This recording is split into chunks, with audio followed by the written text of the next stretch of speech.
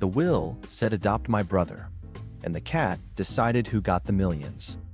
The will reading was already a zoo. Aunt Maureen hissing orders like a snake in pearls, Trevor whisper counting imaginary yachts, and me clutching Grandpa's cat carrier while Sir Whiskerton shot the room a disgusted blink. Attorney Ellis cleared his throat and said, "There's an unusual provision," and the chaos paused like someone pressed mute. Maureen straightened her power pearls. Trevor mouthed, "Starter yacht?" "My only stake? Keep the cat safe and Grandpa's last laugh intact." Ellis tapped his recorder. The clause starts with, "Adoption." Everyone leaned in toward the carrier. He smiled. "Of whom? Not what you think." Sir Whiskerton yowled. 3 hours earlier, Grandpa's last joke. 3 hours earlier, the house smelled like lemon oil and revenge. Grandpa always ran his life like a dual citizenship between prankster nation and spreadsheet country. He once rigged the doorbell to play a meow just to mess with the mailman, then filed an indexed binder labeled doorbell contingencies. That was Grandpa, practical and petty in perfect ratio. Sir Whiskerton, his cat and tiny monarch, tolerated exactly 2 humans on Earth, Grandpa and me. With me, he kneaded my jeans like a baker with anger issues. With Aunt Maureen, he hissed through his teeth like a burbling kettle. With Trevor, he simply turned his back. Our family's deepest insult. Grandpa had left hints, the kind you don't realize are hints until the episode recap. "The one who cares inherits," he'd say, scratching behind Sir Whiskerton's ear while pretending not to look at me. I'd laugh, he'd shrug, and then he'd steal my fries and say, "Quality control." Aunt Maureen's superpower is meddling. Her catchphrase is, "I know a guy," which in practice means I know a disaster. Need a plumber? She knows a guy who also DJs weddings and is allergic to pipes. Want a cake? She knows a guy whose oven is a space heater. She collects bad connections like Beanie Babies. Cousin Trevor, her only child and living GoFundMe, identifies as pre-rich. He has a pitch deck for every life event, birthdays, funerals, brunch. He once tried to monetize a family picnic by selling exclusive napkin access. His favorite sentence is, "When my liquidity event hits," which is brave for someone whose last liquidity event was spilling LaCruas on his laptop. Me? I'm the quiet nephew in the corner, the one with the cat hair and the emergency granola bar. I loved Grandpa for all of it. The dumb jokes, the fierce kindness, the way he'd wink and say, "Leave it better, feed the cat." Grief hit sideways. I kept catching myself listening for his shuffle, then remembering the quiet. That morning, Maureen ran the house like a petty warlord. She assigned seats for the will reading with sticky notes. "Optics," she said. She moved Grandpa's ugly green lamp, heirloom, into the center of the room like it had diplomatic immunity. It sets tone. It set nausea. Trevor hovered with his tablet, tallying a spreadsheet called Already Owned Assets. He had tabs labeled House, Car, Art, LO, and Loose Change. "I'm pre-allocating," he said, which is Trevor for shoplifting with Excel. He added a column for future boats. "Starter yacht," he whispered, like a prayer. I did laps with Sir Whiskerton's carrier because it soothed him and honestly me. He's not a lap cat, he's a lap auditor. He crouched, tail tucked, eyes narrowed, processing Maureen like a hostile merger. The meows were quiet, offended. I fed him a treat through the cage, and he allowed it like a monarch accepting tribute. Grandpa's cedar box sat on the mantel, locked, smelling like old forests and secrets. He used to say, "That box opens when the right hands knock." I'd knock, he'd grin. The box would stay shut. A tiny cat-shaped key hung from the ribbon in his journal, which at the time I thought was just Grandpa being Grandpa. Later, that ribbon would feel like a breadcrumb trail. "Everyone needs to look appropriately bereaved," Maureen announced, handing Trevor a mirror. "Practice tragic orphan eyes." Trevor tried a look that was half puppy, half tax audit. "Perfect," she said. "Hold that for the lawyer, and don't say liquidity. It sounds tacky." He nodded, typing. "Replace liquidity with blessings." "Better," Maureen said. "I know a guy at the paper. We want positive coverage." I leaned against the doorframe with the carrier. "You can't spin grief," I said. She smiled the way you smile at a child who doesn't understand brunch reservations. "You can if you know a guy." My phone buzzed. Unknown number. "Hello?" "Attorney Ellis," said a calm voice, with a hint of chaos disguised as professionalism. "We're on for noon. Please bring Sir Whiskerton." I looked at the carrier. Sir Whiskerton blinked like, "Of course." "The cat? To a will reading?" "It's part of your grandfather's wishes." I hung up to find Maureen inches away. "What did Ellis say?" "Bring the cat." "Her." Eyes went wide, then narrow, then wide again, like shutters in a storm. "Oh," she said, and tried to act casual. Well, naturally. Grandpa loved pets. She said pets like the concept owed her money. Trevor typed add, pet-friendly yacht. I moved to the kitchen because chewing stress is better with counter support. The fridge still held Grandpa's sticky notes. Soup night Friday. Feed the cat. Do not trust Maureen's meatloaf. Contains raisins. I laughed, then blinked hard. Maureen followed, narrating her plan. We seat Ellis by the lamp. We put tissues by me. Camera on the mantle. Subtle angle. Trevor, no chewing gum. And if the cat hisses, we spin it as grief. Or honesty, I said. She ignored me. I know a guy with a ring light. Please don't ring light a will. She patted my shoulder. Sweetheart, optics win cases. This isn't a case. Everything's a case, she said, which was the most Maureen thing anyone has ever said. Sir Whiskerton meowed, low and judgy. I crouched to the carrier. It's okay, buddy. We'll be quick. He pressed a paw to the grate, like a tiny, furry high five. I pressed back. A stupid little ritual that made breathing easier. The doorbell rang, and somewhere in the house, I swear I heard a faint meow. I looked up. Grandpa, I thought, you drama king. I steadied the carrier, squared my shoulders, and walked toward the living room, where the last joke was waiting to land. The family pregame, schemes, and side dishes. By the time Ellis was due, the kitchen looked like a staging area for a reality show called Optics and Olives. Maureen had spread out placemats like battle maps. She assigned chairs with sticky notes. Key witness, pious mourner, and for me, cat escort, which sounded like I charged by the purr. She lined up tissues, then dabbed one at her eye to test absorbency like she was doing QA on feelings. She pressed a spoon into my hand. Stir the gravy counterclockwise. Clockwise looks desperate. It's gravy, I said. Courts respect symmetry. It's lunch. She laid a hand on the ugly lamp and whispered, centerpiece. Then louder, we want warmth, but not crass. Heirloom, not home goods. She turned the lamp on. It buzzed like a mosquito with a law degree. Trevor rolled in with his tablet and a tape measure. He measured the couch, then the wall, then his own wingspan. Just confirming fit for the post-reading photo. Headline idea, legacy secured. He didn't look up, just added. Also subhead, we love charity. What charity? I asked. He made a face. The one where we reduce taxes. Charity. Maureen waved a hand. We'll workshop the wording. I know a guy. Sir Whiskerton let out a doubtful miser pee from the carrier. I set him on a chair next to me and opened the grate one notch so he could poke his nose out and judge the room at full capacity. He sniffed the air like the soup might be hostile. Maureen dragged a dining chair to the head of the table and tested a series of expressions in her phone camera. Brave, bereft, benevolent. Trevor, tragic orphan eyes. He widened his eyes. The effect was less orphan and more raccoon in a jewelry store. Perfect, she said. Now, assignments. Trevor, greet Ellis at the door and say, we're grateful for your time. Not, we paid for it. Grateful. Trevor typed it under a heading called Scripted Human Phrases. Me, Maureen continued. I'll introduce the lamp's provenance. She patted it. Your grandfather won this in a game of cribbage from a senator. That never happened, I said. It's color. It's perjury. Details, she said, which is code for facts, but make them decorative. She moved to the mantel and angled Grandpa's cedar box so the light hit it like a product shot. Mystery, she breathed. Gravitas.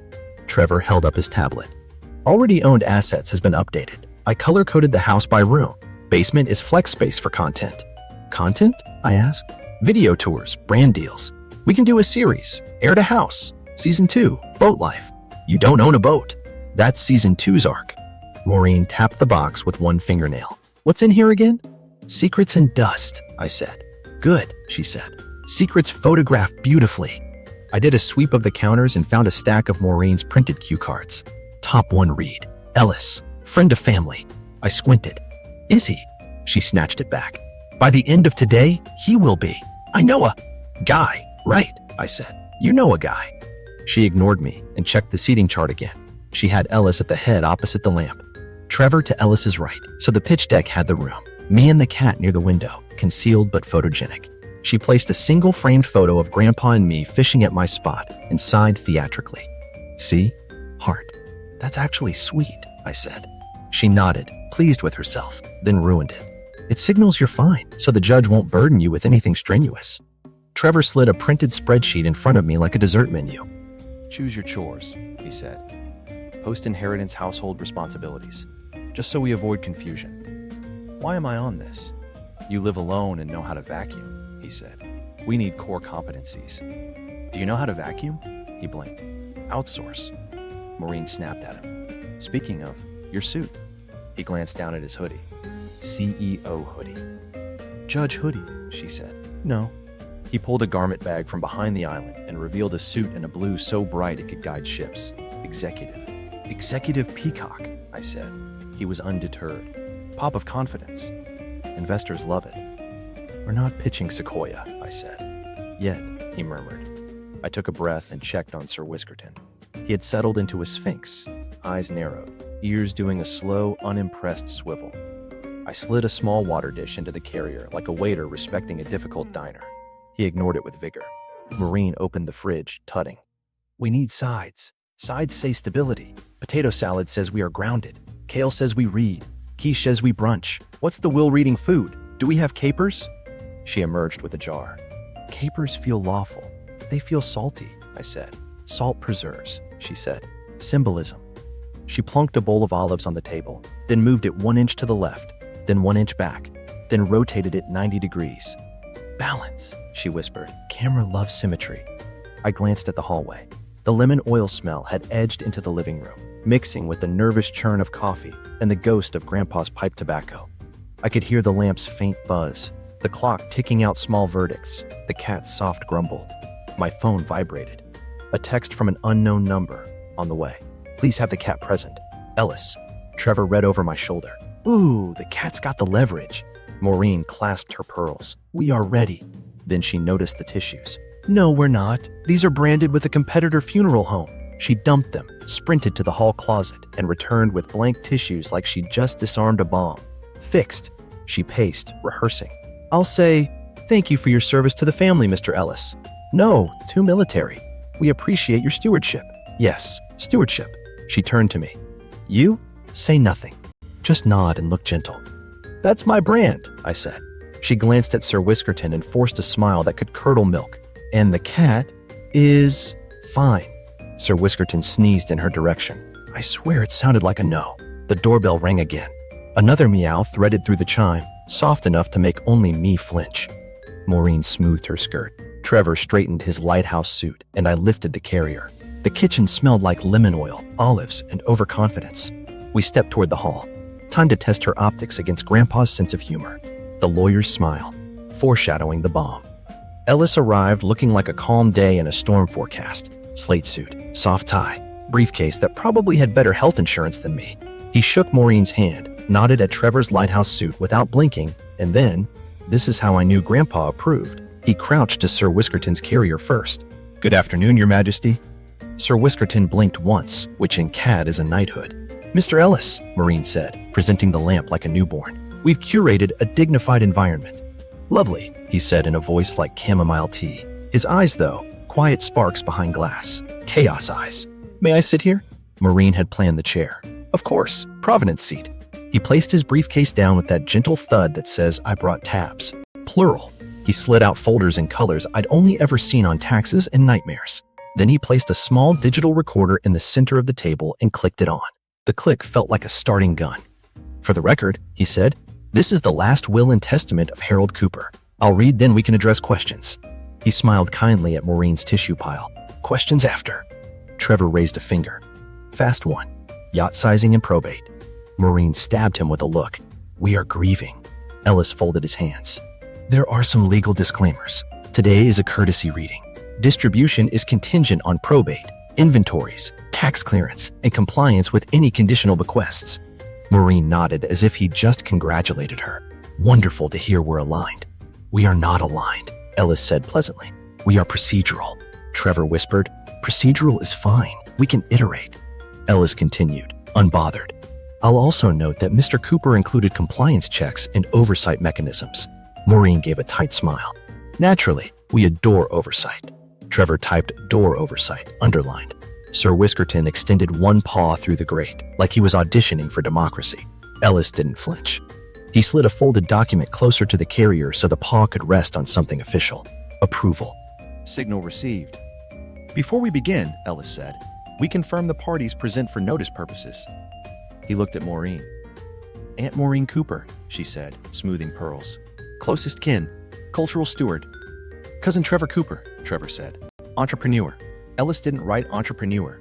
He wrote something that looked like living relative. Recorded as nephew, he said, turning to me. Just me, I said. Cat escort. He cracked a corner smile. And Sir Whiskerton, he added, as if the recorder needed to know. Maureen gestured to the lamp. And heirloom. Lamp is noted, Ellis said, not noting the lamp. He flipped to the first page. Mr. Cooper begins with small specific bequests, then addresses the residuary estate with conditions. He also attached letters of intent. Trevor stretched his fingers like a pianist prepping for Chopin. When we get to the residuary, could we define residuary as all the big stuff?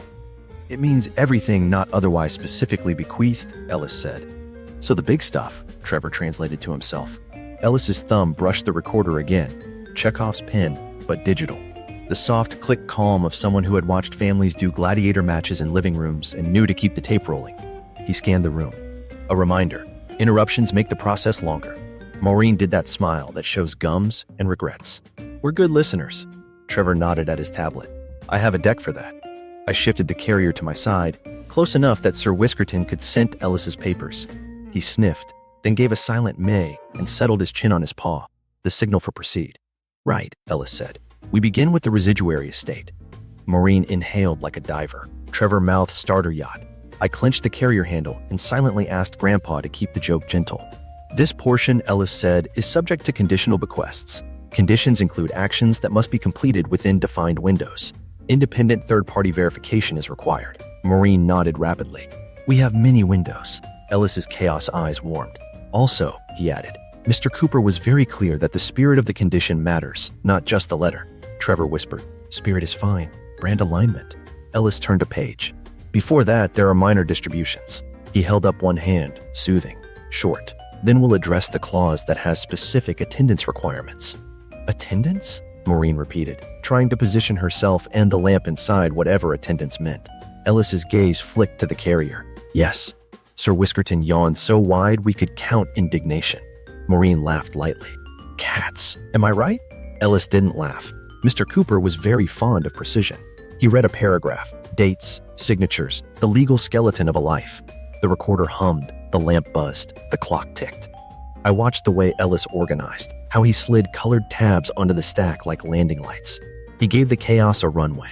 Grandpa would have loved that. Trevor was busy trying to airdrop his contact to Ellis's phone. It pinged. Ellis ignored it in the serene way of a man who has seen worse in probate hallways. He moved to the next page. One more note, he said. Today I will read, but enforcement is by the court. Attempts to circumvent may be recorded as evidence. His eyes landed on Maureen's cue cards. For example, she tucked them under an olive dish. We are transparent. Good, he said, and clicked the recorder again, setting the metronome of fate. Next, specific distributions. He glanced at me, and then the provision everyone is waiting for. Trevor beamed like he'd won something. Maureen clasped her pearls so tight, I thought they'd pop like bubble wrap. Sir Whiskerton's tail thumped once against the carrier floor. In cat, that's checkmate pending. Act I closes. The first win that isn't. Ellis cleared his throat and moved into the appetizer round of inheritance. To Maureen Cooper, he read, I leave the green lamp which she has always insisted was tasteful. Maureen inhaled like it was a tiara. An heirloom, she said, trying to keep her voice dignified and failing by one octave. She slid the lamp 2 inches closer like it needed comforting. Ellis continued. To Trevor Cooper, my collection of vintage hand tools, since he once asked what a socket wrench does. Trevor blinked. Manual tools? As in manual?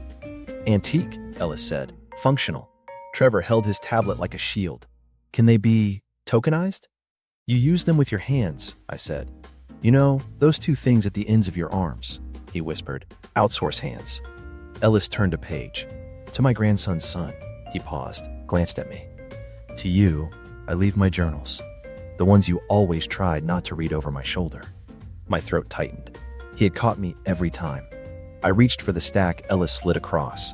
Worn leather, ribboned corners, Grandpa's messy printing like a voice I could still hear. Sir Whiskerton pressed his nose to the grate and breathed them in, one deep, approving sniff. Maureen flicked her pearls. Lovely. Sentimental. Now, the residuary. Trevor stretched his neck as if limbering up to receive a deed. Primary assets, he murmured to himself. Ready? Ellis set a finger on the next sheet. Mr. Cooper states, the remainder of my estate, including the residence, investments, and associated personal property, shall pass to my primary beneficiary, contingent on compliance with the adoption clause and care plan verification. Maureen blinked. Pass. To us. Contingent, Ellis repeated. Trevor nodded like he'd just closed Series A. Contingent means likely. It means maybe, I said. Maureen gave me a serene look that said, I will bulldoze you with charm. We are compliant people. Sir Whiskerton sneezed. Ellis's smile was mild and unhelpful. I'll continue. The primary beneficiary is designated as the legal guardian who adopts my dependent as defined herein. Silence pulled tight across the table. Maureen's smile froze, teeth out. Adopts, as in the cat. Trevor stage whispered, we adopt the cat. Sir Whiskerton's ears rotated like satellite dishes, then flattened. Ellis lifted his gaze to the carrier. The clause specifies adoption of Mr. Cooper's dependent. Maureen stood, arms out like she was about to baptize Sir Whiskerton. Of course we'll take the animal. Families rally. Sir Whiskerton yowled, a single punctuation mark that translated to not with her. Ellis's chaos eyes flickered. The dependent is named as Leonard Lenny Cooper. We all blinked. Maureen's arms dropped. Trevor's tablet thumped. I said the name out loud without meaning to. Lenny. Mr. Cooper's estranged older brother, Ellis added. The clause defines adoption as adult adoption under state law. Maureen recovered fast. That's absurd. Ellis shrugged gently. It's permissible. Trevor leaned forward.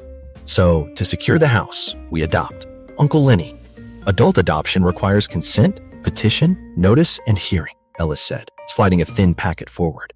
Mr. Cooper has outlined a 14-day compliance window. The adopter must also demonstrate a viable care plan for Leonard Cooper's medical and daily needs. And, he looked at the carrier, the cat stays with the adopter. Sir Whiskerton delivered a quiet Mr. like a judge who enjoys a twist. Maureen laughed, high and brittle. We can do that. We're caregivers. I raised an eyebrow. You tried to send Grandpa's soup night to catering because their broth is consistent, she snapped, then softened, back to pearls and publicist. We will adopt the old man. Family first. Trevor perked. Content idea. Adoption journey. Tasteful, obviously. Ellis placed a hand on the recorder and spoke slowly for the tape. Mr. Cooper's intent is clear. The beneficiary must adopt Leonard Cooper in good faith and provide care consistent with Leonard's wishes. Half measures, publicity stunts, and nominal compliance will be scrutinized. Maureen did a gracious nod that would have sold better if her jaw hadn't twitched. Naturally, Ellis slid a single sheet toward each of us, a checklist. Independent third-party verification includes social worker notes, physician attestation, and an affidavit from Leonard Cooper himself. Trevor squinted. Affidavit means he signs off that we're awesome. It means he consents and confirms, Ellis said. Awesome is non-justiciable. Sir Whiskerton's tail thumped once. I tried not to grin. Maureen clasped her hands, eyes misting on cue. Harold wanted unity. We will give it to him. Trevor, fetch the car. We're going to adopt. She tried to land the word like a triumph. It sounded like a question mark eating a pretzel. Ellis raised a polite finger. There is a care plan requirement. I will need a schedule. Budget, housing plan, and emergency contingencies. Mr. Cooper also requested that Leonard's preferences be documented. Tea, crossword time, no raisins. He was adamant about raisins. I looked at the fridge note and had to laugh. Documented, I said. Trevor waved his tablet. We can have a deck by dinner. Maureen squeezed his shoulder. And we'll present it to Leonard with warmth. I know not now, I said. Ellis tapped one last page. If no qualified adopter completes the process within 14 days, the estate passes to the local cat rescue and the scholarship fund named in Mrs. Cooper's memory. Maureen's head snapped. The cat rescue? Sir Whiskerton blinked slowly, very satisfied. Ellis stacked his papers. Mr. Cooper believed resources should follow care. Maureen inhaled, recalibrated, and pinned me with a smile. Then we care. We adopt Leonard. Today. Trevor nodded, energized. Starter plan. Onboarding uncle. KPI. Consent. Sir Whiskerton pressed his paw to the grate. I pressed mine back. Somewhere under the absurdity, grief throbbed with this warm, annoying hope. Grandpa's last joke wasn't a joke at all. It was a dare. Ellis clicked the recorder off. That concludes the initial reading. The rest is compliance. Maureen stood, gathering her lamp like a trophy. We'll see you in court, as supporters, she added, sweet as salt. Come, Trevor, we have an uncle to acquire. Adopt, Ellis corrected. Adopt, she repeated, and the word sounded heavier the second time. I scooped the journals, lifted the carrier. Sir Whiskerton leaned against my fingers. Okay, buddy, I whispered. Field trip. As we moved toward the door, Ellis's quiet voice followed. Remember, the spirit matters. I know, I said, and for the first time that day, I meant it. The cat clause, what it actually says. Ellis slid a fresh packet into the center like a magician, revealing the card we'd all pretended not to see. Here is the clause in full, he said, voice steady enough to balance dishes on. I'm going to read it verbatim for the record. Maureen tucked the lamp under her hand like it could lawyer for her. Trevor opened a new note titled Adoption Ops. Sir Whiskerton adjusted his loaf and the carrier tail tip flicking like a metronome set to drama. Ellis cleared his throat. Quote, the legal guardian who adopts my dependent as defined below shall receive the residue of my estate, provided that the adoption is completed within 14 days of notice, and that the guardian demonstrates a credible, good faith care plan meeting my dependent's stated preferences and needs. The dependent is Leonard Lenny Cooper, my brother, age 78, sometimes ornery, always right about soup, end quote. I couldn't help it. I smiled. Grandpa, you sap. Maureen blinked hard. He's serious. Very, Ellis said. There's more. Trevor leaned in, fingers poised. Hit me with the KPIs, Ellis continued, deadly polite. Quote, adoption shall be pursuant to state law regarding adult adoption. Consent of the adoptee is required. A court hearing is required. The guardian shall keep the adoptee in their home, present a budget, schedule, and emergency plan, and maintain medical care. Cat remains with guardian at all times, end quote. Maureen's head snapped toward the carrier. The cat remains with the guardian? Sir Whiskerton answered with a long, theatrical yowl that started in his toes and ended in Maureen's soul. Ellis didn't look up. Further, my attorney shall monitor for sham behavior. If I suspect a photo shoot, a brand launch, or an attempt to outsource duty to a man my sister says she knows, this fails. Spirit over loophole, love over optics. If compliance fails, the estate passes in equal shares to the West Side Cat Rescue and the Ruth Cooper Scholarship Fund, end quote. Maureen squared her shoulders like she could body check a scholarship. He wouldn't dare give this house to cats. He would, I said, and he just did, conditionally. Trevor typed, mouth moving. Adult adoption, consent, schedule, tea preferences, no raisins, guardian keeps cat, deliverable by day 14. 14 days from today, Ellis said. Clock started at notice. Maureen's smile returned, thinner than dental floss. Then we do it quickly. I'll adopt Leonard. He'll be comfortable. I can manage care. I know a... She cut herself off, glanced at Ellis, and tried again. I know a facility. Home, Ellis said gently. The clause requires Leonard live with the adopter. A seam in her expression popped. We have space. Trevor can give up his flex content room. Trevor clutched his tablet. That's where I storyboard boat life. You don't have a boat, I said. That's season 2, he muttered, wounded. Ellis flipped to the checklist. Verification includes a social worker's visit, Leonard's affidavit that he wishes to be adopted by the guardian, proof of medical appointments scheduled, and a documented daily routine that reflects Leonard's preferences. Tea at 4, crosswords at 6, soup on Fridays. Mr. Cooper was precise. I nodded. He was. Maureen brightened artificially. We adore tea. We host. We've hosted judges.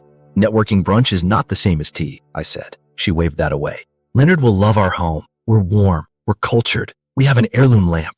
Leonard hates that lamp, I said. He called it radioactive asparagus. She flinched, then recovered. Taste evolves. Trevor raised his hand like school. Is there a minimum adoption duration before transfer? Ellis scanned. Funds remain in trust until completion of adoption and initial 90-day care review. Early termination or removal without cause would trigger reversion to rescue and scholarship. Trevor typed, grimacing. So no flip. Understood. Maureen leaned toward the carrier with a smile that had too many teeth. Sir Whiskerton, sweetie, you and I will be thick as thieves. He pressed his face to the grate and exhaled directly on her hand. She recoiled like he'd recited case law. Ellis added, there's a letter here addressed to Leonard from Mr. Cooper, and one to the guardian, sealed. He held mine up. Grandpa's handwriting curved across the envelope like a grin. For guardian. Yeah, okay, I swallowed. Maureen gently intercepted the other letter. I'll deliver this to Leonard as his future guardian. Ellis didn't move. I'll deliver it when Leonard indicates his preference. She considered arguing with the recorder humming, then pivoted. We'll make our case to Leonard. We are persuasive. Trevor perked up. We can bring a ring light, shoot heartfelt testimonials. Authentic, but polished. Ellis's eyes clicked colder. The clause disfavors performative acts. Trevor sighed. No ring light. Organic content only, sir. Whiskerton kneaded the carrier pad, a tiny thunder of pause. I lowered my voice. He liked Leonard. Grandpa, I mean. Ellis nodded. Deeply. They had a falling out years ago. This is reconciliation by logistics. I felt the journal's weight in my lap. Love is a spreadsheet. Love is a schedule, Ellis said. He trusted you to understand that. Maureen rose, calamity tucked under pearls. Then it's settled. Trevor, car. We're adopting Leonard today. Trevor grabbed his tablet. On it. I'll draft a care plan on the drive. Color-coded. With emoji. No emoji, Ellis and I said together. Maureen paused at the doorway and glanced back at the carrier. Bring the cat. Optics. She caught Ellis's look and corrected. For Leonard. Comfort. Sir Whiskerton yawned pointedly. I hooked the carrier handle, felt the warm weight shift, the trust of it. We'll go, I said. But we ask Leonard what he wants. Maureen's smile hardened. Of course, she said. We'll tell him. Ask, I repeated. Ellis slid me the sealed letter. Take this, and remember, spirit over loophole. I tucked it into the journals. I hear him, I said. Trevor was already at the door calling, shotgun is for the cat. Engagement is higher when animals are front seat. Back seat, I said. Maureen clicked her tongue. Fine, but centered, symmetry. We filed out pearls, tablet, carrier, journals. The house hummed with lemon oil and Grandpa's last dare. Somewhere, faint as memory, the doorbell meowed. Sir Whiskerton answered under his breath, like a promise. Try-fail number 1. Maureen's PR adoption tour. Maureen's plan was simple. Show up at Lenny's nursing home with enough charm to melt steel and enough lighting to blind it. She marched in with a tote bag that clinked like a traveling apothecary and produced a ring light, a lapel mic, and a thermos labeled emotional tea. The receptionist blinked. Sir Whiskerton in his carrier blinked slower, like he was sending a cease and desist. We're here to adopt Leonard, Maureen announced, teeth set to gracious. Family reunion. Human interest. I know, She swallowed the word and smiled. I have experience. The receptionist glanced at Ellis's letter of introduction, stamped it, and buzzed us through. No filming without consent, she said. No bright lights. We have migraines here. Maureen slid the ring light back into her tote like a contraband halo. Understood, she said, then hissed to Trevor. Low light on the phone. Cinematic. Lenny's room was all sunlight and stubbornness. 70s suit jacket hung on a hook, crossword open on the tray table, radio playing jazz at a volume that dared you to complain.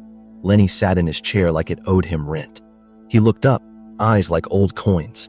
Well, if it isn't the Vulture Squad. I held up the carrier. Brought royalty. Sir Whiskerton pushed his face to the grate. Lenny's whole posture softened. Harold's fur boss, he said, and his hand found the wire with a gentleness that made something in my chest unknot. You still rude as taxes, cat? Sir Whiskerton blinked and I missed you. Lenny nodded. Same.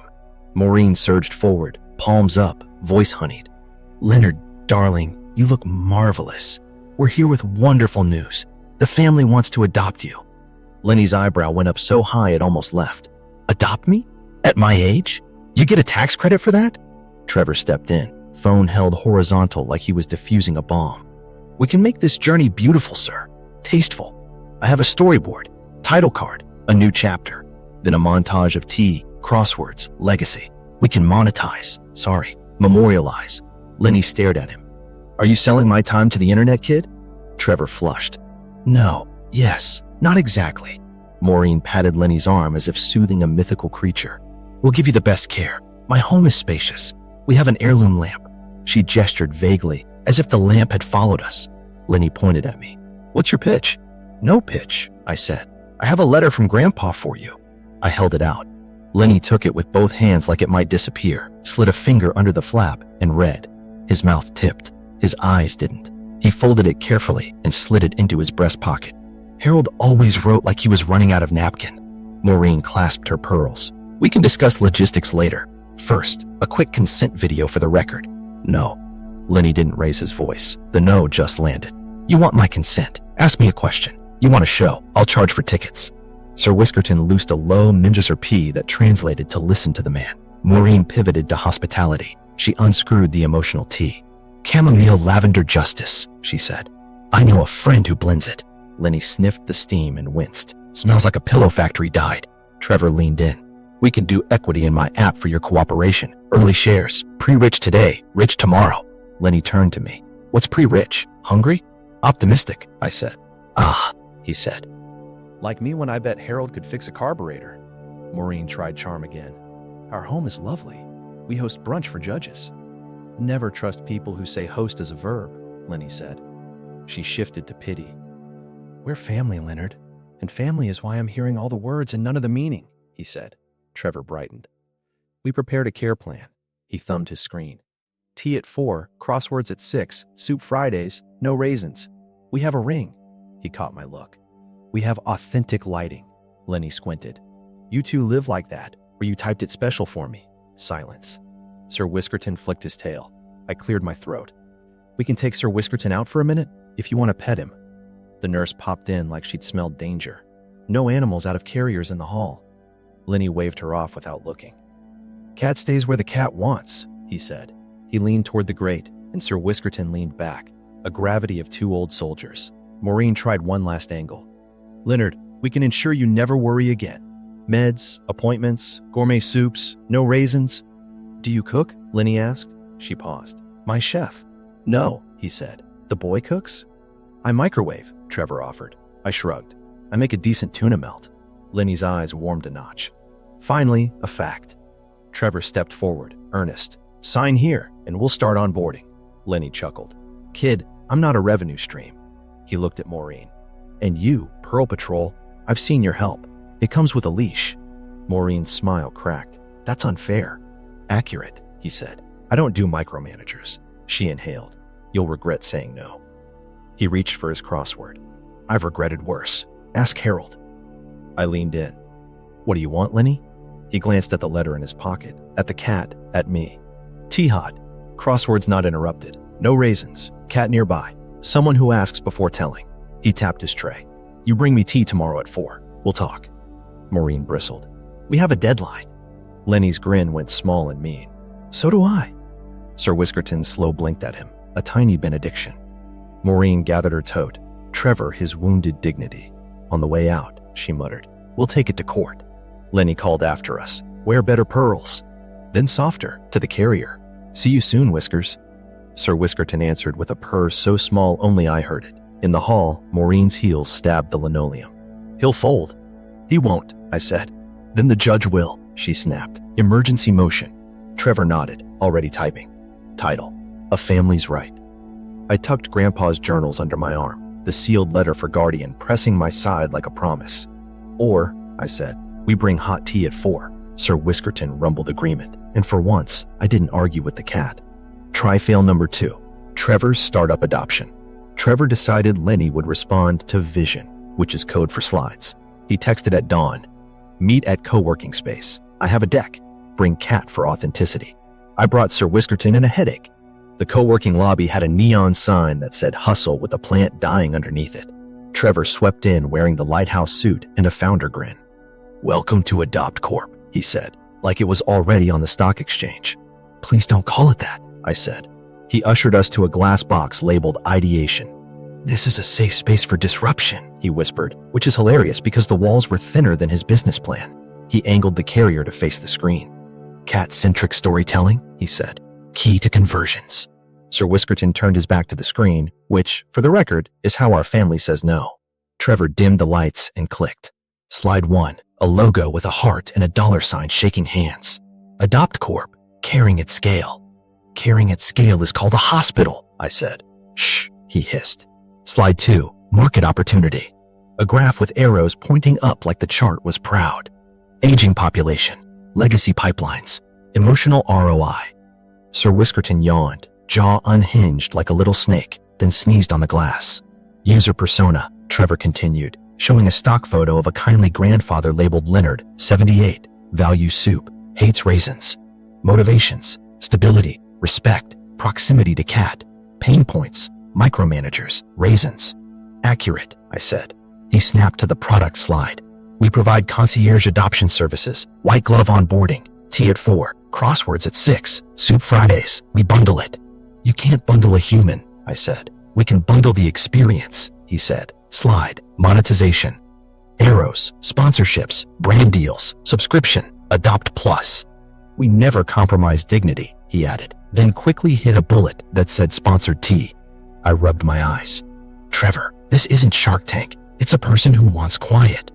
Which is an underserved vertical, he said. Slide, competitive advantage.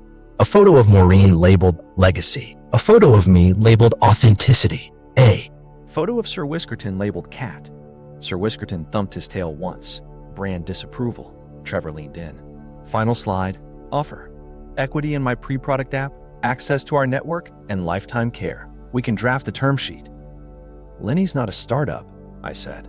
He's a person with a crossword and boundaries, Trevor beamed. Exactly. We're building around his boundaries. Boundary as a service. I opened my mouth to argue when the glass door slid, and in walked Ellis, carrying a folder like a truce flag. Morning, he said mildly. Compliance check. Trevor perked up. Perfect timing. Want a demo? Already seeing one, Ellis said. Reminder. Performative acts jeopardize the clause. Trevor waved that off. We're beyond performative. We're operationalizing compassion. Ellis looked at me. How's the cat? Plotting, I said. Trevor clapped. Field trip to Lenny. We pitch, he signs, we adopt, KPIs by lunch. We caravan to the nursing home, Trevor narrating like a tour guide on caffeine. We'll present the deck on an iPad, friendly size. Then we segue to the cat experience. Then a soft close. Let's do this together. Don't soft close a human, I said. In Lenny's room, Jazz hummed. He eyed Trevor's suit and my exhausted soul. You brought the peacock and the cat, he said. Good. Trevor set up the iPad on a stand. Leonard, sir, we respect your time. We built something for you. He tapped, and the logo shook hands with itself. Adopt Corp. Lenny's face did a thing I can only describe as weathered amusement. Son, if a company name ends in Corp, I assume it eats neighborhoods. We eat nothing, Trevor said quickly. We nourish. Slide 2. Market. Lenny lifted a hand. No slides. Talk like people. Trevor faltered. Right. Okay. We want to adopt you. Offer. Equity. Lifetime care. Tea branding. Forget that. Tea at 4. Forever. Sir Whiskerton meowed, sharp as a period. Lenny nodded at the carrier. Does the cat get equity? Trevor blinked. We could issue a special class of shares. Ellis coughed into his fist. No, you could not. Lenny pointed to the iPad. Turn it off. Talk to me. Trevor swallowed. Okay. You want comfort. We can deliver. We'll hire staff. Lenny's eyes cooled. Hire staff to be with me, or to be your staff? To be with you, Trevor said, and the pause was a confession. Lenny looked at me. Does he know my tea order? I answered. Black, hot, no lemon, mug warmed, crosswords at 6, pencil, not pen, soup Fridays, no raisins. Trevor brightened. See? Alignment. Lenny kept looking at me. You coming tomorrow? Yes, I said. Alone? He asked. I glanced at Trevor. I can. Trevor jumped in. We can all come. Family is synergy. Lenny sighed. There it is again. Jargon on top of a human. He shifted, winced, then waved me closer. Cat out for a minute? I checked with the nurse, who, seeing Lenny's look and Ellis's nod, relented. 2 minutes. No lapse. I opened the carrier. Sir Whiskerton stepped out with the slow dignity of a king disembarking. He ignored Trevor's outstretched hand and went straight to Lenny's foot, anchoring himself like a furry paperweight. Lenny's fingers shook as he scratched behind one ear. The purr rumbled, soft thunder. Trevor tried one more move. We also brought a brand harness, tasteful, leather, embossed. Sir Whiskerton froze mid-purr, locked eyes with Trevor, and bolted. He zipped under the bed, then ricocheted into the bathroom, then launched onto the windowsill with parkour fury. I scooped him mid-flight, got clawed for my loyalty, and tucked him back into the carrier. He glared at Trevor like he'd suggested bathing. Lenny chuckled, breath a little short but eyes bright. That's your answer, kid. The cat won't let you put a leash on him, neither will I. Trevor's smile wilted. It's not a leash, it's brand safety. Ellis jotted a note. Observed, cat escaped proposed harness. Guardian candidate attempted to impose branding accessory. Noted. Trevor sagged into a chair. Okay, he said, quiet for once. What would make you say yes?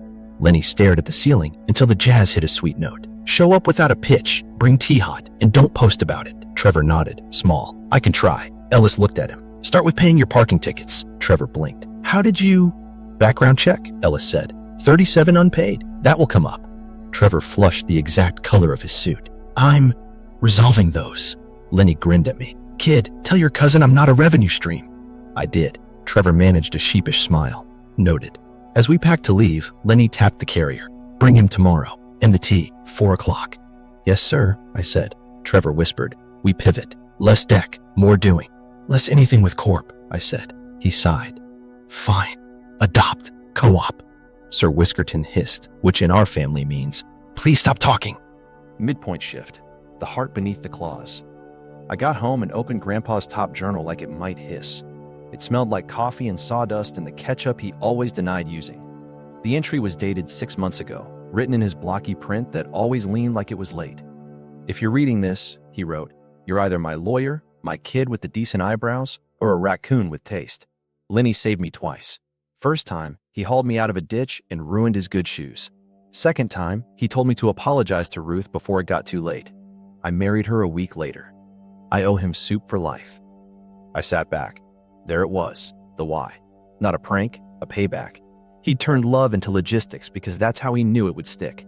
Resources follow care. He'd scrawled on the next page. Care is not a speech. Care is a Tuesday. I could see him saying it, fork in hand, mid-bite, like wisdom should be served with meatloaf. Sir Whiskerton hopped out of the carrier with the grace of a bowling ball and headbutted the journal. I scratched his chin. He's not wrong, I said. The cat blinked the way cats forgive you for being slow. I flipped to a page with a doodle of a tea mug and a crossword grid. If you want to prove love, Grandpa wrote, put it in a schedule, then keep it when nobody's watching. If you can't, give the money to the cats. They at least know what they're about. I snorted. Then I read the line again and felt the weight of it land where grief had been rattling around. I made tea the way Lenny liked. Mug warmed, water properly hot, no lemon. I drank it at 4, alone at Grandpa's table like a weird rehearsal. I set my phone to ding at 3:50 every day, crosswords at 6, soup Fridays, no raisins, love as a calendar invite. It felt ridiculous and right, like wearing a suit to apologize. The sealed envelope for Guardian sat there, smug. I opened it with a butter knife because Grandpa hated when I used my fingernail. Inside, 3 sentences, all knife clean. If you're the one, you already did it before I asked. Lenny won't say he's lonely, but he is. Feed the cat, leave it better. I put the letter under a magnet on the fridge next to soup night and do not trust Maureen's meatloaf. My chest did that dumb ache again. I didn't want a windfall. I wanted Tuesday with someone who liked the same radio station. At 3:45 the next day, I packed a thermos, 2 mugs, a pencil, and Sir Whiskerton, who yodeled his protest until the car warmed up, then went silent like we were entering sacred ground. I added a manila folder with a draft care plan, budget, meds, doctor list, barber schedule, a bus route circled even though I'd be the ride. I put my own rent numbers in there and the exact cost of the good soup bones and where I'd move my desk to make room for Lenny's chair. It looked humble on paper. It looked like a life. Maureen pinged my phone every 6 minutes with updates about her emergency motion. Trevor sent me a screenshot that said parking portal, payment complete with a crying emoji, micro victories. I turned the phone face down and walked in with the thermos and the cat like a normal person. Lenny saw the steam before he saw me. You're on time, he said. Harold trained me, I said. You want the mug warmed? He lifted his chin a fraction. You read. Yeah.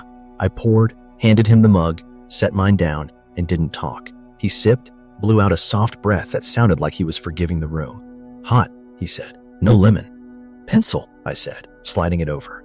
We did the crossword together. I guessed wrong small and right small and shut up when he concentrated. Sir Whiskerton installed himself under Lenny's chair and purred like low machinery. At 6, I stood to go, and Lenny said, You coming tomorrow? If you want, I said. I do, he said. Do you cook soup or buy it? Cook, I said. Bones, onion, patience. He nodded. That's the recipe. In the hall, Ellis materialized like a helpful ghost. How'd tea go? Hot, I said. No lemon. He smiled, actually smiled. Good faith isn't loud, he said. Behind him, Maureen barreled around the corner with a folder and righteous aura. We filed, she said. Judge tomorrow. Wear a tie. I'll wear Tuesday, I said. She rolled her eyes. Court respects ties. Lenny respects soup, I said. That night, I wrote a care plan that read like a love letter disguised as a grocery list. At the bottom, I added a line Grandpa would have liked. Leave it better. Feed the cat. Then I set another reminder. Call the doctor. Book the barber. Pick up a pencil sharpener. Time was running, sure. But for the first time, it felt like I wasn't chasing money. I was keeping a promise. Court date set. Sitcom-style showdown loading. Court smelled like coffee, toner, and nervous perfume. Maureen arrived in what I can only describe as battle pearls. Triple strand, reflective enough to signal planes. Trevor wore a compromise outfit. Executive peacock suit over a CEO hoodie. The hoodie strings were tied like he'd prepared for turbulence. Optics, Maureen whispered, as if the judge was a camera lens. Gravitas with approachability. Laundry with hubris, I said. I carried Sir Whiskerton's carrier and the care plan binder like sacred texts. The cat had achieved his courtroom demeanor. Loafed, low purr, eyes half-lidded in contempt. Every time the fluorescent lights buzzed, he flicked one ear like he was cross-examining electricity. In the hallway, chaos played on a loop.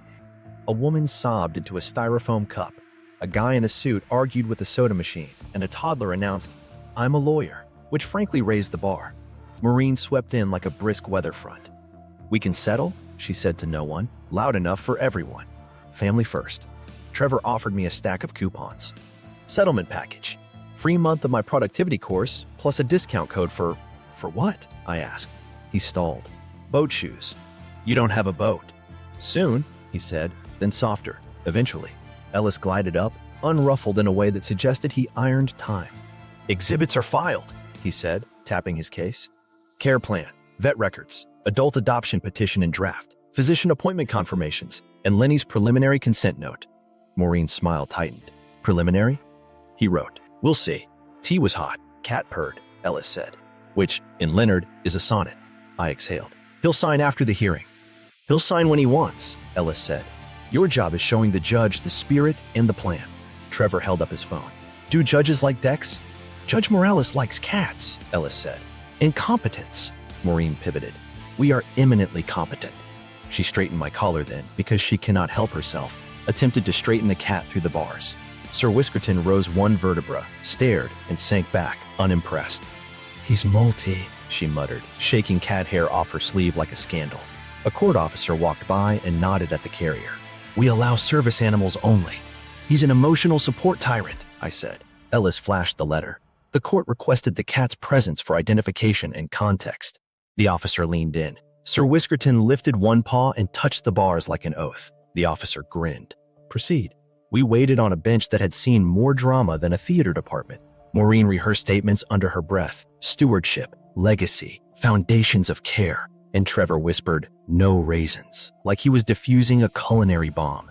I reviewed my care plan, tea schedule, med list, budget margins, contingency lines for soup emergency. I'd printed a photo of the sunny corner where Lenny's chair would go. The cat's bed sat 2 feet away in the shot, an accident that looked like intention. Don't forget the barber appointment, Ellis said, scanning. Judges notice grooming. I booked Sal, I said.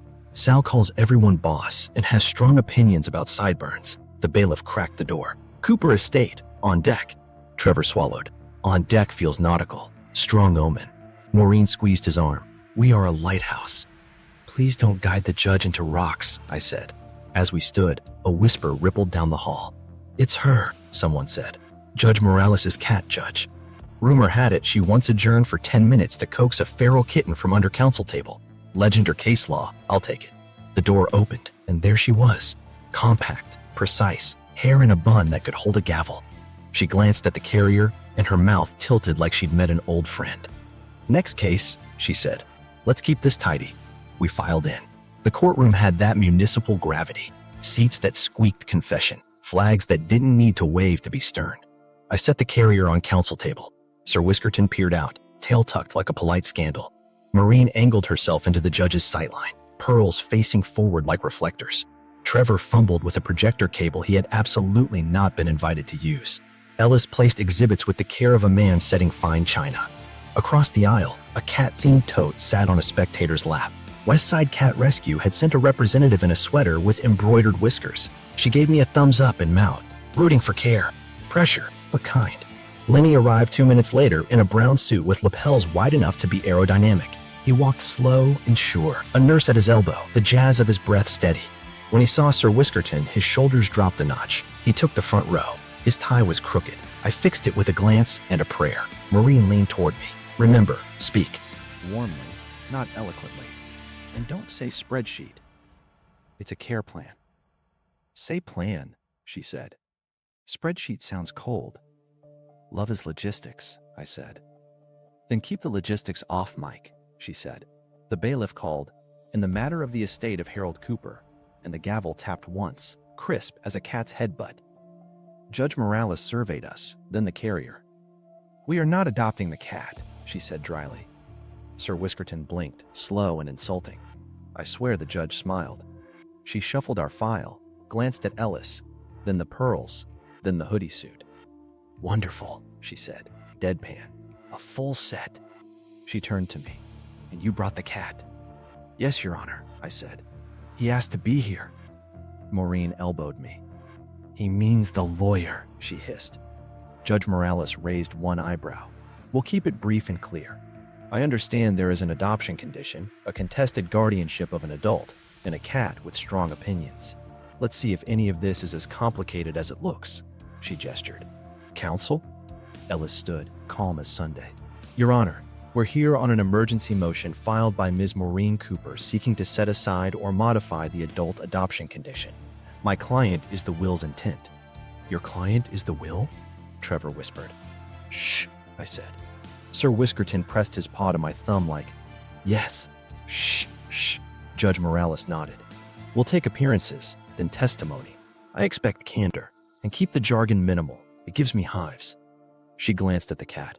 We'll also try to avoid unnecessary meowing. Sir Whiskerton yawned grandly, then went still, as if he'd made his opening statement. The hearing. Comedy of objections. Ellis started clean. Your Honor, Mr. Cooper's intent is explicit. Adult adoption of Leonard Cooper by a guardian acting in good faith with a care plan. The condition is lawful. We ask that the court deny the motion to modify and set a schedule for completion. Judge Morales nodded. Ms. Cooper? Maureen rose like a Broadway matinee. Your Honor, stewardship. Objection. Preemptive grandstanding. I blurted before my brain caught up. The judge blinked. From the nephew. On what grounds? On grounds, I said, dying. Sir Whiskerton put a paw on my wrist. Mercy. Maureen smiled at the bench. As I was saying, stewardship is our family's creed. I have hosted judges, socially, and can attest. Ellis. Objection. Relevance. Sustained, the judge said. Hosting is not guardianship. Keep to the clause. Maureen pivoted. We love Leonard. We have space. We have an heir. Ellis. Objection. Lamp. The judge squinted. Lamp? Ellis kept a straight face. The lamp has been introduced 4 times. It is not probative. Sustained for the dignity of the court, Judge Morales said, fighting a smile. Counsel, proceed. Maureen laced her fingers. Leonard will thrive with structure. I have a plan. Tea at 4, crosswords at 6, soup on Fridays. It is color-coded. She held up a binder that was 90% tabs. Ellis. Objection. Performative. Sustained as to the ring light in her bag, the judge said without looking. Maureen shoved the tote under the table with a guilty clink. Mr. Trevor Cooper, the judge said, you're here as... Vision, Trevor said, then panicked. Nephew. Human nephew. Step up, she said. He plugged in his projector. It refused. He wiggled cords like a man bargaining with fate. The screen flashed, then displayed his desktop, a folder labeled Starter Yacht, another called Monetize Grief. He slapped the lid shut. Technical glitch. Ellis. Move to exclude the deck as a hazard. Sustained, the judge said, dry. Mr. Cooper, tell me, without slides, about your plan. Trevor straightened. Your Honor, our vision is care at scale. Sorry, care. We will ensure comfort, stability, T precision, and crossword sanctity. I personally have addressed all outstanding, parking considerations. He shot Ellis a look of betrayal. Good, the judge said. How many of Leonard's doctor appointments have you scheduled? Trevor blinked. I have a draft calendar. Scheduled? She repeated. He wilted. 0. Yet? She turned to me. And you, sir? I slid forward the confirmations. Primary care next Tuesday at 3. Cardiologist consult Thursday at 11. Barber Friday at 10 with Sal, who says, quote, we'll clean up the wings, boss. The judge's mouth twitched. And the tea? Hot, no lemon, mug warmed. Every day at 4. We've started. Maureen cut in. Your Honor, with respect, he's unmarried, lives in a small place, and has a cat. This is complex care. I gestured at the carrier. The cat agrees. Judge Morales leaned toward the bars. Counsel, please note for the record that I am not consulting the cat. Sir Whiskerton blinked, offended. That said, the court acknowledges the cat's presence. Ellis guided us back. We call Miss Maureen Cooper. She took the stand like it was a balcony. Ellis stayed gentle. Do you cook soup? I have it arranged. Do you know Leonard's? Tea order? I know tea. Specifically? She hesitated. Lemon-ish? Do you know what Leonard dislikes in food? Raisins are polarizing, she said. Ellis nodded. No further questions. Trevor approached like a substitute teacher. Aunt Maureen, would you describe our home environment as content-forward? Objection. Content, Ellis said. Sustained. Next. Maureen tried to rally.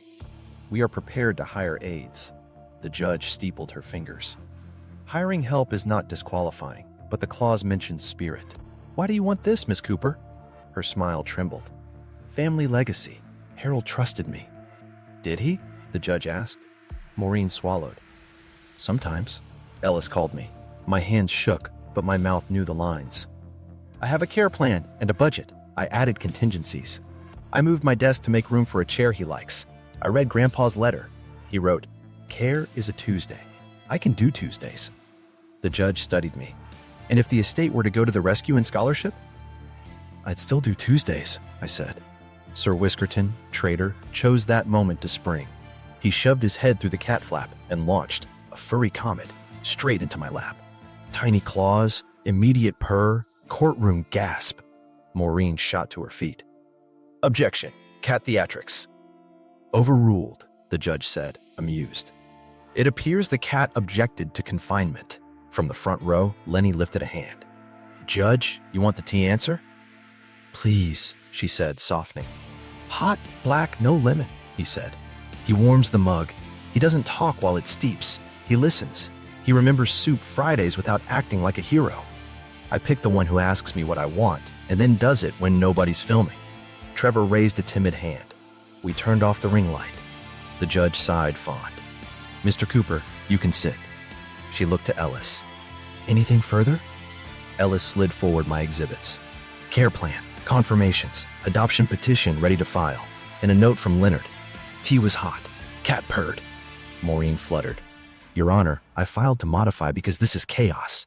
Adult adoption? It's odd. Odd is not unlawful, Judge Morales said. Sitcoms are odd. Probate is patient. We rested. The judge leaned back, eyes flicking from pearls to hoodie to cat to me. Here's what we're not doing. Adopting the cat. Here's what we are doing. Honoring a decedent's lawful intent when it aligns with basic decency. Maureen tried once more.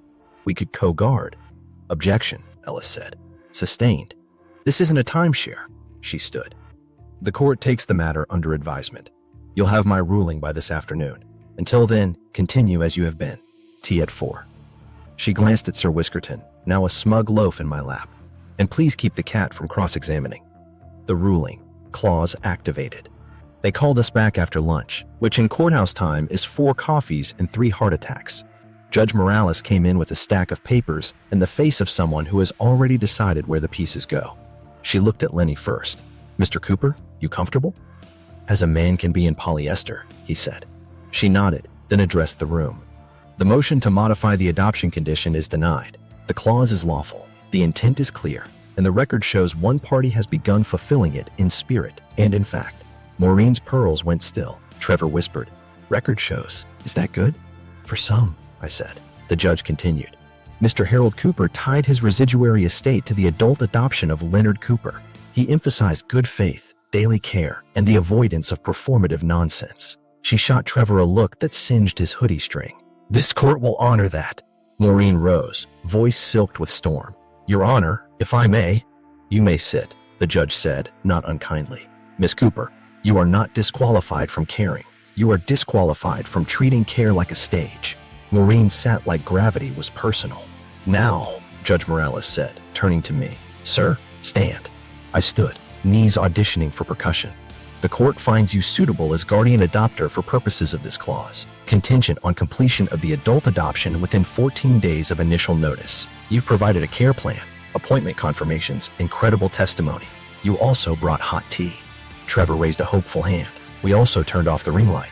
Growth noted, the judge said dryly. Ellis nodded, calm as a metronome. We have the adoption petition ready to file this afternoon. Good, the judge said. Orders as follows. Petition to be filed today.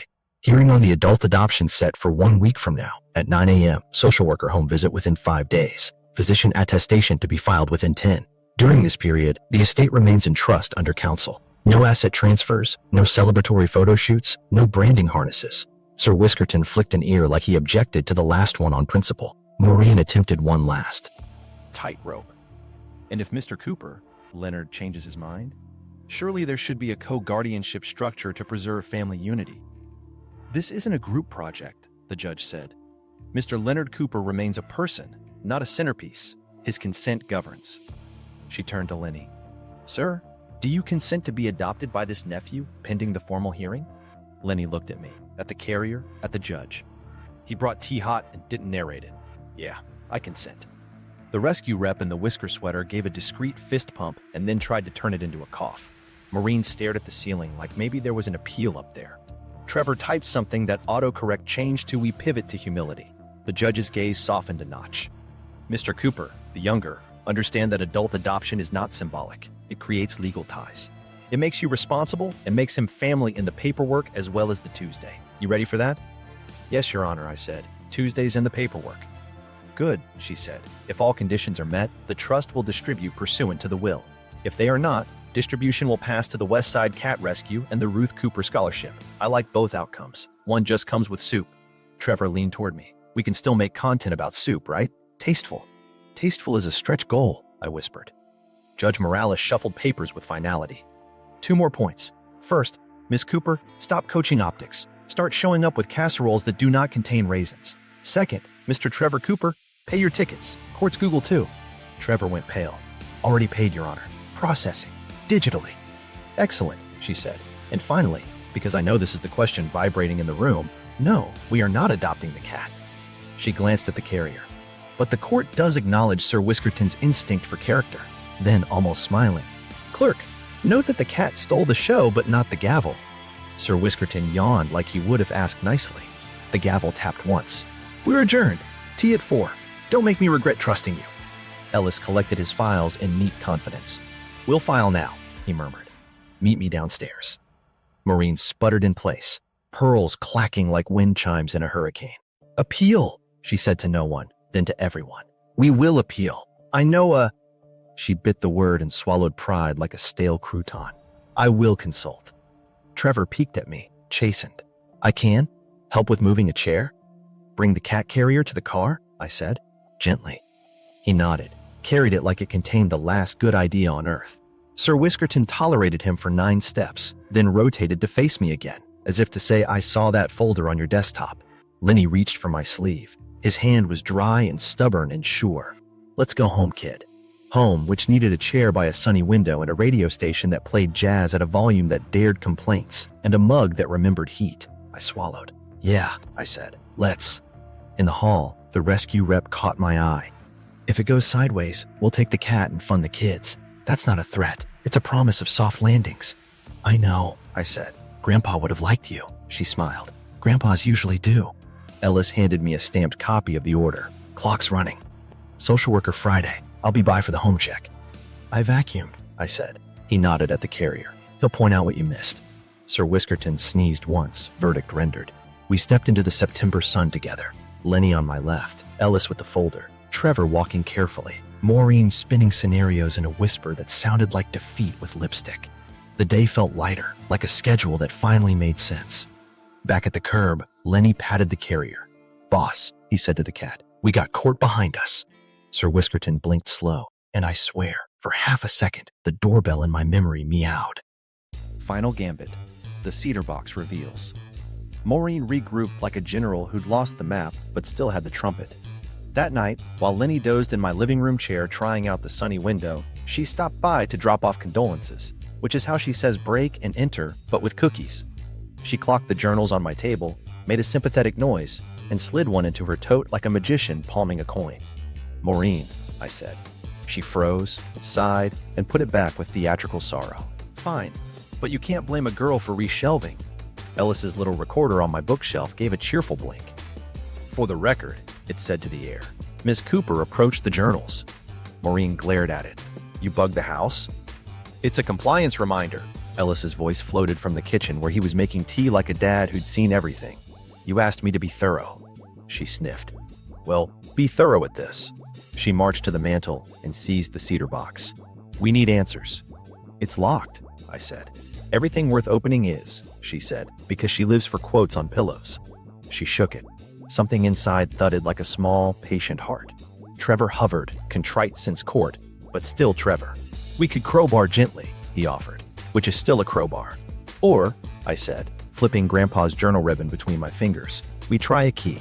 The ribbon ended in a tiny brass charm I'd never bothered to inspect, a cat silhouette with a notch.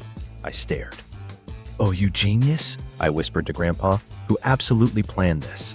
I slid the cat into the lock. It turned with a soft click that felt like approval. The lid lifted, and the smell of cedar and old paper and Harold Cooper's sense of humor rolled out. Inside lay adoption papers, 2 sets, one blank for me, one already signed by Grandpa where he could legally pre-sign his piece. Under them, a letter with Leonard in the crabby scrawl, and beneath that, a smaller envelope labeled, for when they play dirty. I didn't have to open it to know it contained a transcript-worthy roast. Trevor breathed, reverent. He nested deliverables. Maureen ignored him, reaching for the signed pages with the hunger of a woman who collects leverage like stamps. I put my hand down first. Wait. Ellis appeared at my shoulder, reading upside down with the ease of someone born to courtrooms. He executed his portion of an adult adoption, a consent to be the adopter, he murmured. Pre-signed letters of intent for the court. He tapped the second envelope, and he anticipated misconduct. I slid Leonard's letter free. Lenny, in his chair, watched me with the polite suspicion of a man who's seen too much theater. I handed it to him. He opened it, read, then shook his head like a dog shedding water and smiled at the same time. Harold, he said, half curse, half prayer. What's it say? Maureen asked, unable to pretend patience. Lenny tucked it into his pocket. It says he was sorry he was stupid long ago. He's trying to be smart now, and soup still counts. Private. Ellis cleared his throat. There's also the petty, I said, and opened the smaller envelope. Out slid a photocopy of Maureen's cue cards. Ellis had recorded them earlier, annotated by Grandpa in red pen. Next to stewardship, he'd written, say it with a casserole, not a camera. Next to heirloom lamp, he'd drawn a fish with a lampshade. At the bottom, if you cared, you'd already be here. I passed it to Maureen. Her mouth flattened. That's cruel. It's accurate, Lenny said, not unkind, and funny. Beneath the letters sat treasure in our family currency, a photo of Grandpa and Lenny in front of the original house, both holding a tabby that had Sir Whiskerton's exact complaint face. On the back, Ruth's handwriting, boys and their bosses. Sir Whiskerton, who had been pretending to sleep, lifted his chin, inspected the photo, and blinked. Approval granted. Ellis pointed to the last item, a small tin. I opened it and found a cat-shaped key, twin, and a list in Grandpa's script. Barber, Sal, Plumber, Dean, T. Buy the good stuff. And at the bottom, like a drumbeat, leave it better. Feed the cat. Maureen set the lamp, she'd brought it, of course, on the table, and sat, her spine softened by one vertebra. I thought I was owed, she said. Harold did rely on me, for some things. He did, I said. He relied on you to fill a room. He relied on me to fill Tuesday. Trevor, for once, didn't jump in with a brand. He reached into his jacket and pulled out a printed email. Payment confirmation. Parking enforcement. He held it up like a sobriety chip. I paid, he said, small. Good, Lenny said. Now pay attention. Maureen looked at the adoption papers like they were a mirror. You're really doing this, I nodded. We're really doing this. She exhaled, a little laugh that sounded like surrender with manners. Then, boundaries. If I visit, I bring soup, not speeches. And no raisins, Lenny said. I heard, she said, almost, smiling. Fine. Ellis clicked the recorder once more, the sound now almost friendly. For the record, the cedar box contained pre-signed intent, letters, a key, and photographic history indicating long-standing affection and cat dominance. Cat dominance, Trevor repeated, jotting it like gospel. We closed the box. I put the cat key on a hook by the door where keys go when they mean something. Lenny tilted his face to the sunstrip on the carpet. Feels like home, he said. Almost, I said. Give me 1 week. From the hallway, the doorbell chimed, and under it, the faint, ridiculous meow Grandpa had wired. Maureen startled, then laughed, honest and unguarded. "Of course he did," she said. "Of course he did," I said back. Sir Whiskerton stretched, sauntered to the sunny window, and installed himself like he'd been waiting for this spot his whole life. Trevor took a picture, then didn't post it. Maureen touched the lamp, then left it where it was. Lenny closed his eyes, mouth curved. I set the papers in a neat stack and felt the house settle around us. "Tomorrow," I said. "Tea at 4, Lenny answered. "And soup Friday," I added. "No raisins," Maureen said, almost proud. Sir Whiskerton purred like a gavel coming down. Resolution. Adoption day. And moving in. Adoption day felt like a Tuesday wearing a suit. The courthouse clerk stamped, the judge smiled tight and kind, and Lenny signed with a hand that shook only on the loops. "Grounded if you miss curfew," he muttered, handing me the pen. "Yes, Dad," I said. He snorted. "Don't get cocky." Ellis sealed the packet like a magician finishing a trick you could audit. "Effective upon filing," he said. "Congratulations, gentlemen." Sir Whiskerton and his carrier answered with the barely audible Miss Arpine that means, "Finally." We drove home slow so the pen stroke could catch up to the heart. Lenny looked out the window like he was learning the streets again. "Same barber?" he asked. "Sal said the wings are an existential choice," I said. "Sal is dramatic," Lenny said, pleased. At the house, I'd moved furniture like a small parade. The sunny window had Lenny's chair angled to catch light on one side and jazz on the other. A radio sat ready. The dial was already set to the station that plays saxophone like it's solving a crime. The cat bed sat 2 feet away, which Sir Whiskerton inspected, circled, and then ignored in favor of the window ledge. He made a victory lap first, tail high, inventorying thresholds and rugs, then claimed the sun like he'd taken the bar exam and passed. Lenny chuckled. "Boss approves!"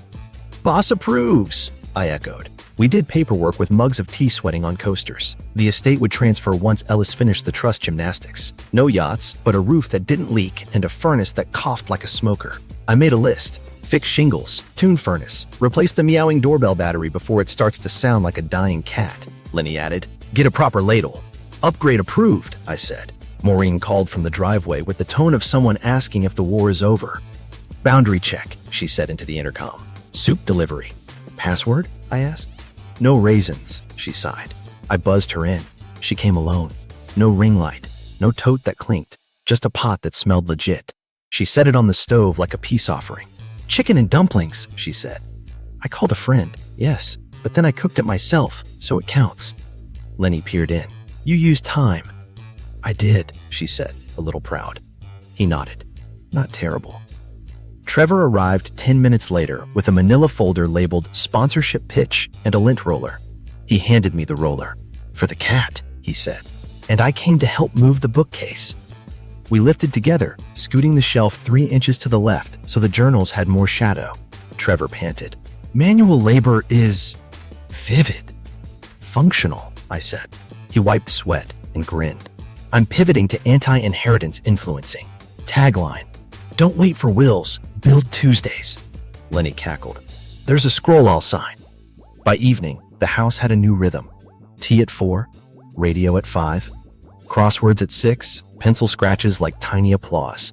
I cooked soup with bones that made the kitchen smell like memory. Lenny tasted it, considered, and said, needs more patience, without looking up, which is how he says, good job, kid. Sir Whiskerton performed a final patrol, then settled in the strip of light on the rug like a furry sundial. Every so often, he'd blink at Lenny, then at me, then at the journals, as if counting us. When the meowing doorbell chirped, he didn't flinch. He owned it now. Ellis stopped by to drop the last set of filings. He scanned the room and allowed himself one soft smile. You redistributed the chairs, he said. Resources follow care, I said. He nodded toward the ceiling. He'd be insufferable with pride. Maureen ladled soup into bowls without commentary. She didn't arrange it for photos. She didn't name-drop a judge. When I handed her a spoon, she said, thank you, in a voice that understood where it was. Trevor slid his folder across the table. Aunt M, I made a brand guide for not branding things. Page 1, no ring lights at family events. Page 2, ask before telling. Page 3, no raisins. She smirked. I know, she caught herself, smiled crookedly. I know better. Lenny raised his bowl in a toast so quiet it didn't disturb the steam. To soup that counts and people who show up. We ate like we earned it. In between spoonfuls, I outlined the first checks from the estate. Not for trips, not for status, but for life. Fix the roof, tune the furnace, pay Sal in cash because Sal pretends credit card machines steal souls, set up the Ruth Scholarship disbursement schedule with Ellis, send a donation to the cat rescue with a note that read, "For soft landings from Harold's Fools." When dishes clinked and the radio walked us into a saxophone that sounded like rain, Lenny leaned back and let out a sigh that rearranged the room. "I could live here," he said. "You do?" I said. He pointed a mock stern finger. "Grounded if you forget tea." "Curfew enforced," I said.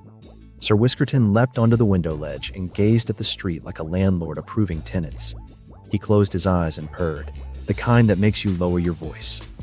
I brushed a hand over his back and felt him forgive me for every car ride. When Maureen left, she paused at the door. "I'll visit Tuesdays with soup," she said, "not speeches." "Boundaries posted," I said. Trevor hugged awkwardly, got covered in cat hair, and didn't complain. "We'll see you Friday," he said. "I'll bring bread from a bakery, not me." "Smart," Lenny said. Night softened the windows. I turned down the radio and the lights and set the kettle for morning by habit. Lenny looked around like he'd been handed back a chapter. "Harold liked this place loud," he said. "He liked it alive," I said. "Close enough," he said, pleased. Sir Whiskerton blinked, slow as a gavel. Tea timer set. Soup bones thawing. Tuesday waiting. We were a family by paperwork and practice, and for once, both felt like the same thing. Grandpa's last laugh. The first morning, as an official family, I opened the mailbox and found a fat envelope from Grandpa's lawyer labeled House Orientation, which is exactly as romantic as Harold ever got. Inside, a floor plan, a list of quirks, and a sticky note that said, "Press doorbell, trust me." I pressed it. The chime sang, then added a perfectly timed meow. Lenny laughed so hard he had to sit. Sir Whiskerton answered with a dignified chirp, like, "Finally, my influence." Every house document Grandpa left us, warranty, mortgage release, even the sprinkler manual, was typeset in a ridiculous cat font. Ellis tried to keep his face straight reading Clause 9 fur reel restrictions, then broke on no unauthorized declawing, emotional or otherwise. We set up the Ruth Scholarship meeting with Ellis, and the woman from the cat rescue came by with a certificate that said Soft Landings Partner in a frame covered in tiny paw prints. Lenny shook her hand and said, "Tell the cats Harold paid up." She patted Sir Whiskerton like she was knighting him. Afternoons turned ordinary in the best way. Lenny taught me his soup that tastes like memory. Roast the bones till they apologize. Onion low and slow. Time until the kitchen forgives you. He showed me the part where you wait and do nothing and call that cooking. "Patience is the salt," he said, poking my ladle like a metronome. I wrote it on the fridge next to no raisins. Maureen adjusted like a chandelier learning to be a lamp. She rang on Tuesdays, said the password, and came in with steam instead of speeches. The first time she reached for her pearls mid-sentence, Ellis, who'd stopped by, coincidentally, murmured, "We all know a guy, Maureen." She rolled her eyes, then smiled. "Fine, we all do." Running gag retired with honors. Trevor started a channel called Tuesdays, where he made exactly $0 and one decent point. "Don't wait for wills. Build Tuesdays." He filmed his hands washing dishes and didn't show his face. Comments. Rare sincerity from a man in a peacock suit. Grandpa left one last note tucked in his final journal. The paper had grease circles and a crossword doodle. "Leave it better. Feed the cat," he'd written. "No flourish, no rules." Lenny traced the words with a finger and said, "He was a piece of work." Sir Whiskerton bumped his hand like, "Same." That night, the house exhaled. The doorbell meowed at a pizza guy by mistake. The radio found a sax line that sounded like rain, and Lenny nodded off mid-clue with a pencil in his hand and the cat guarding his foot. I stood at the sink, soup cooling, Tuesdays multiplying, and thought, the prank wasn't a prank.